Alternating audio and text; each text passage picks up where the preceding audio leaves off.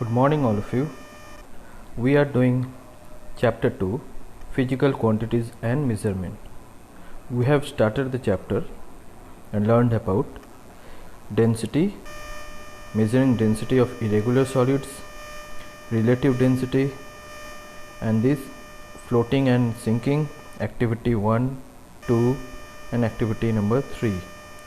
Today we will start from relative density bottle.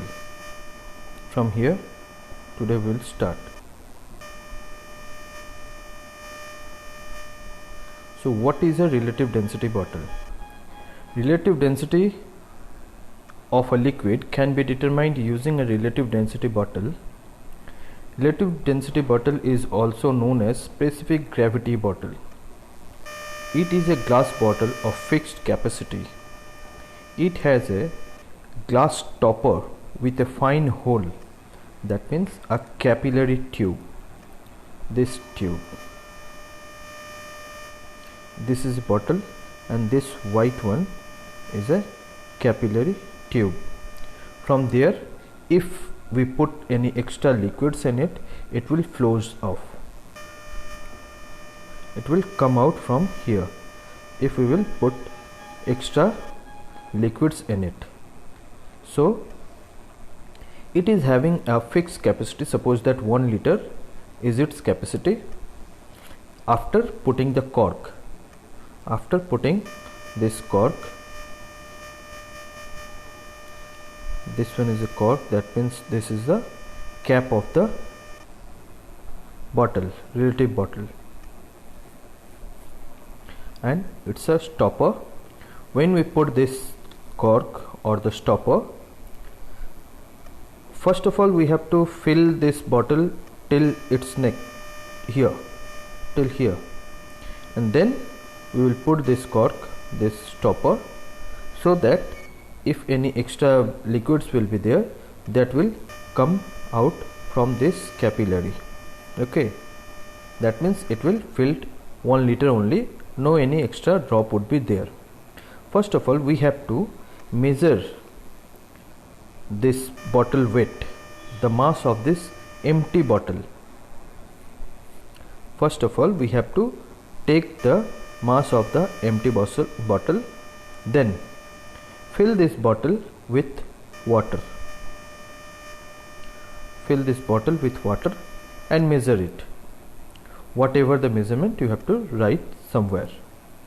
Suppose that M1 is the measurement of the bottle. Okay, and then with water, the measurement of this, the mass of this bottle would be M2. Here it is written M2, this one. After that, empty that bottle and put the liquid, the desired liquid whose relative density we want to know, in it, and again take the measurement. Again take the mass of the bottle by putting the liquid and measure it as M3. Okay, so we will get the measurement by calculating this.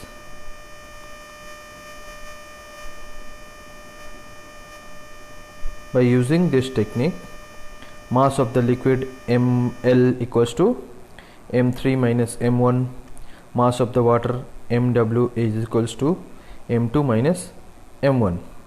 Relative density of the liquid is given as the ratio of the masses of the liquids and water at the constant volume. Let us prove this. So how we will get this relative density of that liquid?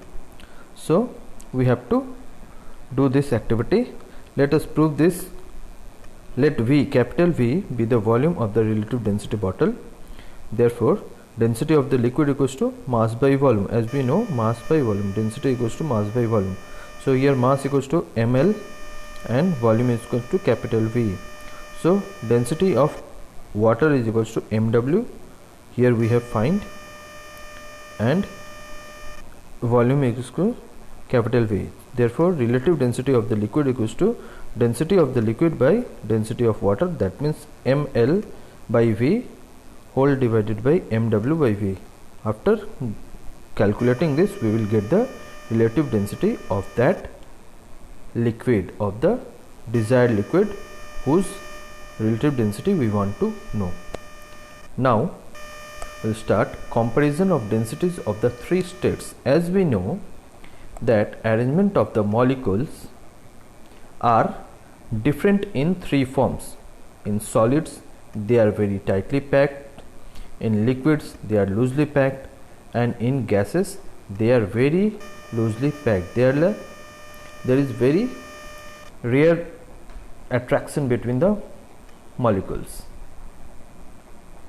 and these particles in every state they are in motion. In solids they vibrate about their fixed position, in liquids and gases also. The particles are in random motion. It is not fixed that they will move from here to there only. They can take any path. When substances are heated or cooled, the motion of the particle changes. As when heated, particles vibrate faster, and when it is cooled, they become slow. Hence, the volume of the substance increases when it is heated. That means when it will vibrate more, its volume increases. When it's cooled down, its volume decreases also.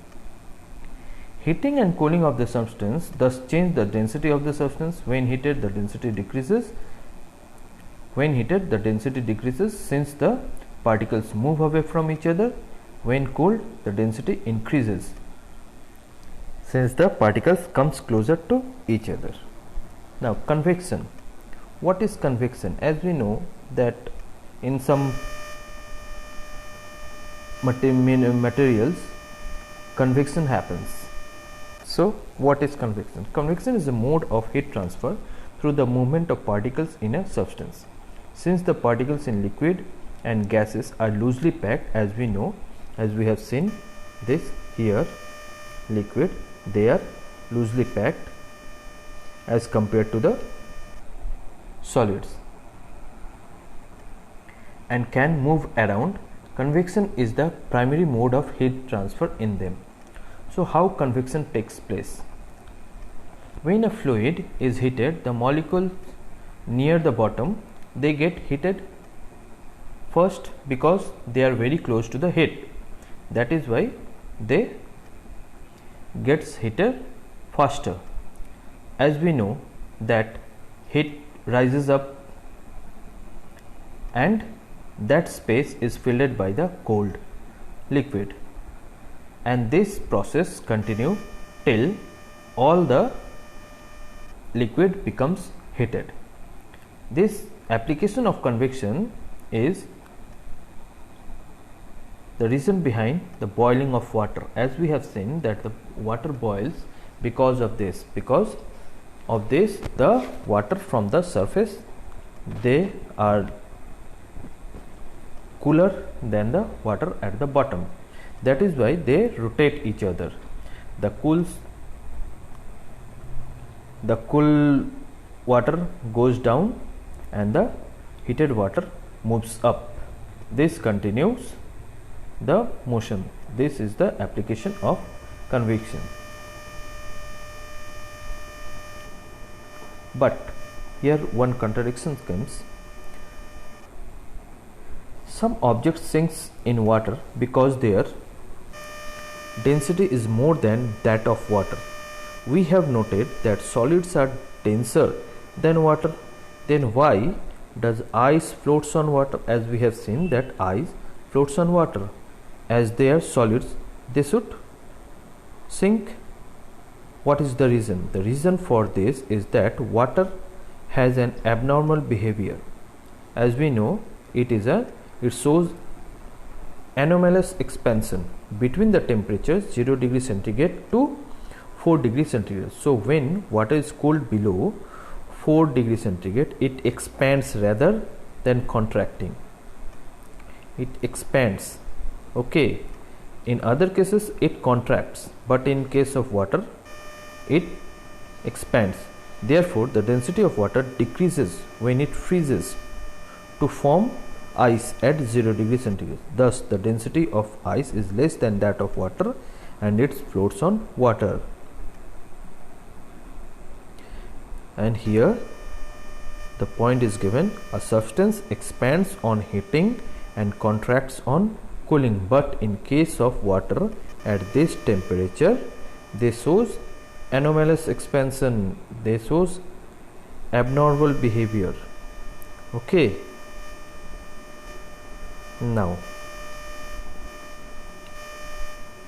the formation of land breeze and sea breeze in coastal regions are examples of convections in air. Okay, as we see that at daytime the breeze,